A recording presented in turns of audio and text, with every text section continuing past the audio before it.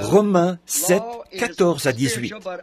Nous savons que la loi est spirituelle, mais moi, je suis charnel, vendu au péché. Car ce que je veux faire, car ce que je veux, je ne le veux pas, et je fais ce que je hais.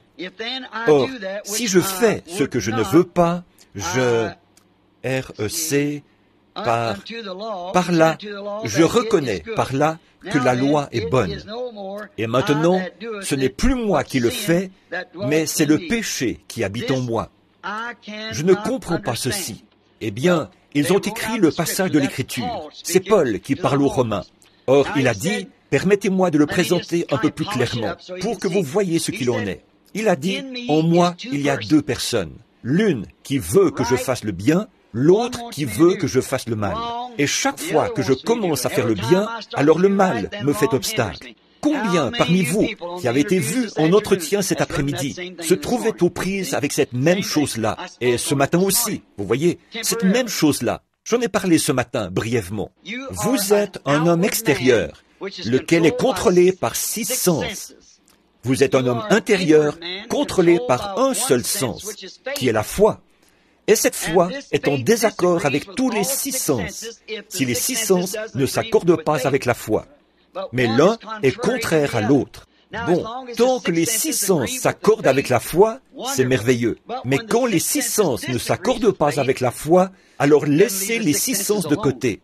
Maintenant, par exemple, ici, Jésus a fait une déclaration, une promesse. L'homme intérieur dit que c'est la vérité. L'homme extérieur, lui, raisonne et dit que pour vous, ça ne peut pas être vrai. Alors, ne prêtez aucune attention à l'homme extérieur et acceptez l'homme intérieur. Or, Paul parle de la même chose. Il était vendu, de par la loi, au péché de la chair. C'est la même chose pour chacun de nous. C'est pour ça que nous avons les ennuis que nous avons, comme d'être mariés 4 ou 5 fois, et ceci et cela, et toutes sortes de péchés, des adultères, et tout ce qu'il y a d'autre dans nos vies. C'est à cause de ces choses. Nous sommes charnels, et cette partie-là doit périr. Par contre, à l'intérieur, nous sommes un homme esprit, l'âme qui est à l'intérieur. Et c'est là la foi dans la parole de Dieu. Alors, nous soumettons notre corps extérieur à la parole, par la foi, en acceptant ce que Dieu a dit. Comment est-ce que je peux prendre un gratteron et en faire un grain de blé? Il m'est impossible de le faire.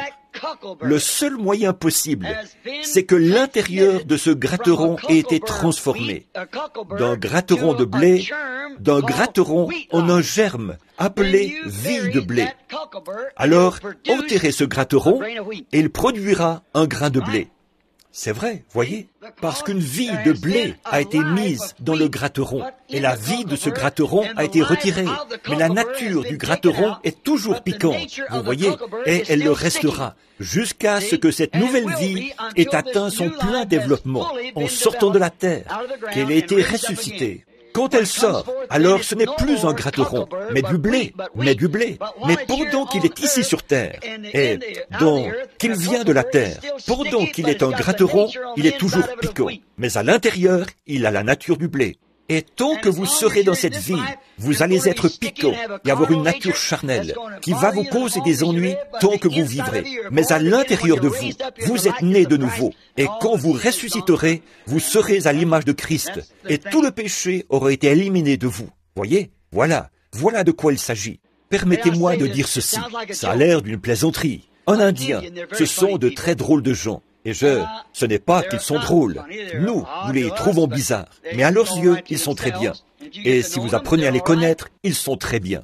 Une fois, on a demandé à un Indien, après qu'il avait été sauvé, je me souviens de l'un d'eux, à Phoenix, en Arizona. Billy descendait distribuer des cartes de prière. Il se tenait là simplement et il distribuait des cartes de prière. Et les gens qui étaient capables d'aller en vitesse chercher les cartes de prière, eh bien, c'étaient les gens bien portants qui n'avaient en réalité qu'un mal de tête, un mal de dents ou des problèmes avec un orteil. C'est eux. c'est eux qui avaient les cartes de prière, frère Raddle.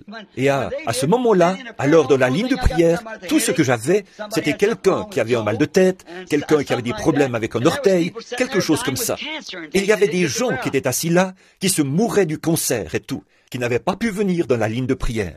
J'ai dit, Billy, descends là et demande aux gens quel est leur problème. Et s'ils n'ont pas un cancer, ou une terrible maladie, ou quelque chose qui va les tuer, ne leur donne pas ces cartes de prière. Les gens que tu fais venir là, dans la ligne de prière, que ce soit ceux qui vont bientôt mourir, si le Seigneur ne leur vient pas en aide. Les autres, qu'ils attendent, qu'ils passent dans une ligne rapide, ou quelque chose comme ça. Mais que ces gens qui sont sur le point de mourir, j'ai dit, pose-leur la question. Il a dit, eh bien, tu avais dit, bats simplement les cartes et distribue-les. C'est ce que je faisais. J'ai dit, mais tu fais venir ces gens qui arrivent en vitesse et devancent les autres. C'est eux qui ont les pauvres infirmes et tout, ils ne peuvent pas les avoir. Très bien, c'est ce que je vais faire. Il descend. Il y avait un vieil Indien, et ils sont très bizarres. Il ne voulait pas s'asseoir sur une chaise. On lui avait donné une chaise, mais il s'est assis par terre dans la tente. Il portait un chapeau. Il ne voulait pas l'enlever. Une plume dépassait à l'arrière. Il restait assis là. Billy s'est approché de lui en passant. Il a dit, « Vous voulez une carte de prière ?» Il a dit, « Quel est votre problème, chef ?» Il a dit, « Moi, malade. » Il a dit, « Mais quel est votre problème ?» Il a dit, « Moi, malade. » Il a dit, « Mais je veux savoir quel est votre problème. » Il a dit, « Moi, malade. » C'est tout ce qu'il pouvait obtenir de lui. Il a dit, « Très bien, je reviendrai tout à l'heure. » Alors, Billy a continué à demander aux gens. Le vieil Indien ne lâchait pas des yeux les cartes de prière, qui diminuaient de plus en plus. Chaque fois qu'il les sortait de sa poche, il y en avait un peu moins. Alors, au bout d'un moment, le vieil Indien s'est levé. Il s'est avancé. Il a tapé Billy sur l'épaule, pour lui rappeler que lui aussi, il était de la partie. Il a dit, chef, quel est votre problème? Il a dit, moi, malade. Il a dit, eh bien, chef, il faut me le dire. Papa a dit de ne pas donner ces cartes aux gens qui n'avaient que, disons, un mal de ventre, des maux de tête et ce genre de choses-là. Donne-les aux gens qui sont vraiment malades. Il a dit, quelle est la gravité de votre maladie, chef? Il a dit, moi, malade. Il l'a fait rasseoir. Et avant il n'avait presque plus de cartes. Quelques minutes, il ne lâchait pas ses cartes des yeux. Il est revenu et l'a tapé encore sur l'épaule. Il a tendu la main. Billy a mis la carte dans sa main. Et il a dit, chef, allez écrire là-dessus. Moi, malade. Il est passé dans la ligne de prière. Et alors que je priais pour lui, je lui ai dit, croyez-vous, chef? Il a dit, exact. Et j'ai dit, eh bien, croyez-vous que Dieu va vous guérir? Il a dit, exact. J'ai dit, vous allez être un bon garçon? Il a dit, exact. Je l'ai rencontré à peu près une semaine plus tard. Je crois que frère Fred Sothman était là. C'est quand il y avait les réunions sous la tente. C'était à Phoenix. Et je l'ai rencontré un peu plus tard dans la semaine. J'ai dit, ça va bien, chef? Il a dit, exact. J'ai fini par découvrir en parlant à... Comment s'appelait ce missionnaire là-bas? Ce vieil homme avec une moustache blanche qui travaillait là-bas parmi les Apaches. Son nom m'échappe. Oh, c'est un brave vieillard. Sa femme était guérie du cancer, vous savez. Il a dit, frère Branham, c'est tout ce qu'il sait dire. Il a dit, je lui ai appris à dire, moi, malade. C'est tout ce qu'il sait dire. Exact. Alors c'est à peu près tout, vous voyez. Exact, moi, malade. Quelqu'un m'a raconté qu'une fois, il y en avait un qui s'était converti, qui avait reçu le Saint-Esprit, et il lui avait dit, « Comment ça va ?» Et il a dit, « Assez bien et assez mal. » Il a dit, « Eh bien, qu'est-ce que vous voulez dire par là? Assez mal et assez bien. » Il a dit, « Eh bien, depuis que moi recevoir le Saint-Esprit, il a dit, il y a 2 chiens en moi. L'un est un chien noir et l'autre un chien blanc. » Il a dit, « Ils se disputent tout le temps. » Il a dit, « Ils grognent et ils se battent. » Il a dit, « Le chien blanc veut que je fasse le bien, le chien noir veut que je fasse le mal. » Il a dit, « Eh bien, chef, lequel des deux gagne le combat ?» Il a dit, « Ça dépend. C'est celui que chef nourrit le plus. » Alors ça, je trouve que c'est une bonne réponse. Voyez, ça dépend seulement du combat qui se mène dans le corps, à l'intérieur de vous. Ça dépend de celui que vous nourrissez, de la nature que vous nourrissez. La nature charnelle, qui s'affectionne aux choses du monde, ou la nature spirituelle, qui s'affectionne aux choses de Dieu. C'est ça qui agit.